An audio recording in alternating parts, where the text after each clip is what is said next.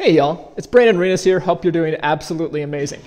Thought I'd take a quick break. It's a little bit cold outside and thought I'd warm up real quick and do a quick video on the topic of income inequality. Now this is a really popular topic on the left and even more popular when it comes to progressives. And you have this conversation, and I've had this conversation with many progressives. And I ask people, it's like, okay, this person that's making $50 million and he's lining his pockets every single year, why is he doing it? How is he doing it? And every single time, the answer always comes down to greed. Well, greed isn't a reason. Everybody's greedy. But then the question becomes, if that person's greedy and he's making $50 million and he's lining his pockets, why is it that someone like myself doesn't show up and say, hey, I'm a greedy son of a gun too. Instead of making $50 million, I'm willing to make $40 million every single year. And I'm going to be greedy and take this guy's business by selling the same product at a better price, a little more quality, and paying my employees better in order to be greedy and take business away from this other guy that's being so greedy and making $50 million a year. So progressives, how is it possible that this guy can make $50 million a year without some other greedy person coming in and making less and taking his business from him? This is what people don't understand. And so progressives, their solution for everything is more government, more rules, more regulations. Well, I'm here to break it to you that the reason that this greedy person is able to line his pockets with $50 million every single year is because of rules, regulations, and government. There's no other way. So let's go into the examples. Where is it that we have greedy people? You don't see greedy people making garbage bags. Garbage bags are all really competitive, super close in price.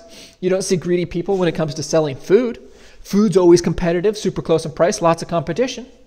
So where are they? Well, we can look at the medical sector, lots of greedy people there. We can look at finance.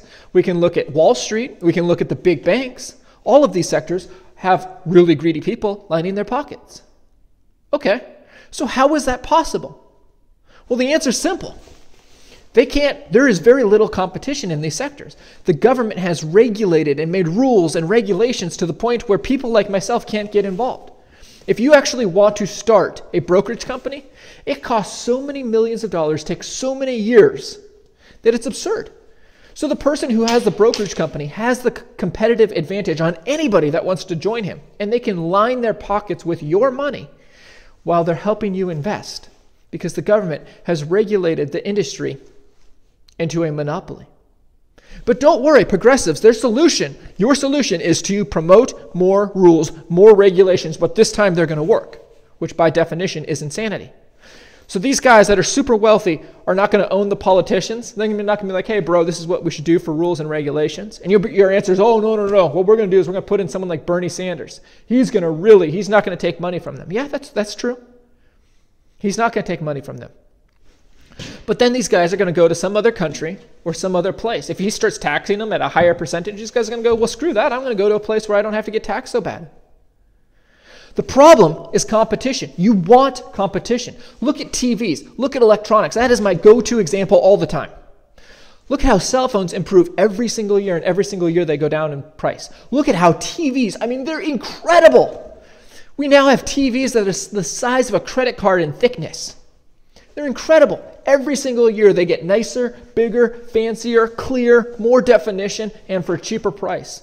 The old model, the year before model, the price of it drops by a third every single year. It's absurd. It's so awesome. Why is it that they have to do that? Why is it that they don't jack up their prices? Oh, well, wait a minute. There's lots of competition in that. There's Vizio, there's Sony, there's Samsung, there's all these other companies competing with each other. If they don't have a better product at a cheaper price every single year, they go out of business. So it seems to me that progressives shouldn't be talking about income inequality. They should be talking about the rules and regulations that cause income inequality. I want to end with this. John D Rockefeller is considered one of the horrible, evil people in our country. According to your textbook in school, things like this. Now, I want to just talk about John D Rockefeller for a quick second. John D Rockefeller was one of the first legitimate environmentalists.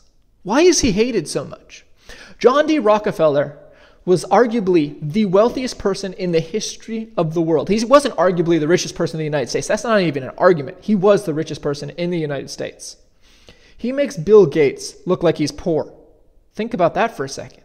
He makes Bill Gates look like he's poor.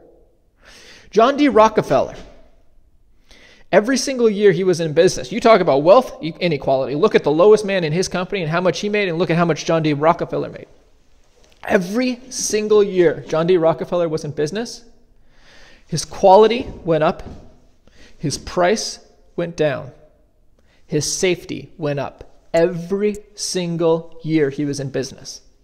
The only way he was able to make all of that money, because during that time we had lots of free market, people could do whatever they wanted. Shoot, in my opinion, it was even too free from the aspect of they weren't protecting private property. People could pollute, things like that. The reason he was able to make so much money was because he polluted less, because he used his waste and other people wouldn't use that waste.